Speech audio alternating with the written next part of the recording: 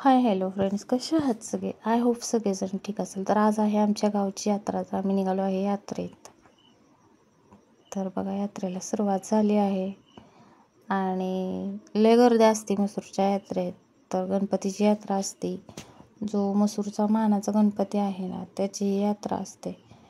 तर वाड्यातला गणपती आमच्या मानाचा गणपती आहे आणि त्या गणपतीची यात्रा ही मसूरमध्ये पहिल्यांदा स्टार्टिंग करतात यात्रेला. त्यानंतर जे 12 गाव आहेत त्या गावांची यात्रा हळूहळू चालू होते. तर मग पहिली मसूरची यात्रा असते आणि ही यात्रा ना लय जोरात भरते. मग लय खेळणी पाळणी वगैरे येते, ती लय गर्दी असते यात्रेत. तर तुम्ही बघू शकताय, खूप छान छान अशी दुकाने येतात. तर आपण जायचं आहे आता मेन रोडने खाली यात्रेत. सगळी दुकानं असते, ती खायची प्यायची पाणीपुरीची, पुन्हा सगळंच असतं अवेलेबल यात्रेमध्ये. तर छान भरती यात्रा. तर तुम्ही पण कधी जर आवर्जून आला ना, तर मसूरच्या गणपतीच्या यात्रेला या. तर मी आहे तसं सातारा जिल्ह्यातनं आणि कराड तालुका. तर मसूर या गावामध्ये लय भारी यात्रा भरते गणपतीची. खास 2 यात्रा असतात, 6-6 महिन्याने येतात. भैरोबाची यात्रा आणि गणपतीची यात्रा. तर गणपतीची यात्रा चांगली असते. मग सगळं आलं होतं, लय भारी एन्जॉय केला यात्रेत. तर तुम्ही पण बघू शकता की बघा किती छान अशी यात्रा भरल्या. कुस्त्याचे मैदान आहेत, पुन्हा तमाशा पण असतो यात्रेत आणि कुस्त्या वगैरे पण भरवल्या जातात यात्रेत. मग शिव, मी आणि बाकीचे कोणी दिसत होते सगळे व्हिडिओमध्ये आलेले आहेत. तर आम्ही निघालो यात्रेत खाली. तर आता पोचलो आहे आम्ही यात्रेत. तर शिव बघतोय सगळीकडे यात्रा कशी भरल्या काय. सगळी पोरं खेळतात ती छान छान. तर तो नुसता हात दाखवत होता, त्याचं तर खेळायचं नाव नव्हतंच आणि नुसता हात वगैरे दाखवत होता.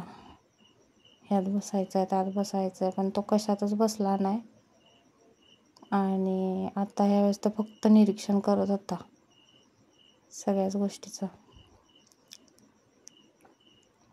आकाशपाळणा आहे, पुन्हा हे जम्पिंग जपांग आहे, पुन्हा बरंच काय काय आलं होतं. आणि 2-3 पाळणे मोठे होते.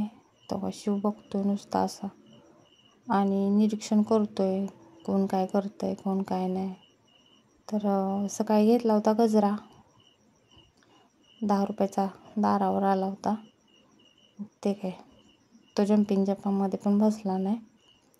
मग आम्ही गेलो पुढं, त्याला म्हणलं एखाद्या छोट्याशा गाडीमध्ये बसवावं म्हणून आम्ही गेलो होतो गाडीकडं. तर गाडीत पण बसला नाही तो.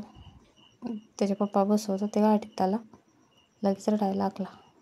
ते काय बसवलं पण लागला रडायला. मग काहीच करून दिलं नाही त्यानं, खेळलाच नाही त्या गाडीमध्ये. तर त्याच्या पप्पांनी त्याला लगेच उचलून घेतलं. पुन्हा आम्ही बसलो तो. पुन्हा त्याला काय किती उशीर वाट बघितली पण तो काय बसतच नव्हता. मग आम्ही गेलो आकाश पाळण्याकडे. आता आकाश पाळण्याचं तिकीट होतं 70 रुपये. मग आम्ही तिकीट वगैरे काढलं.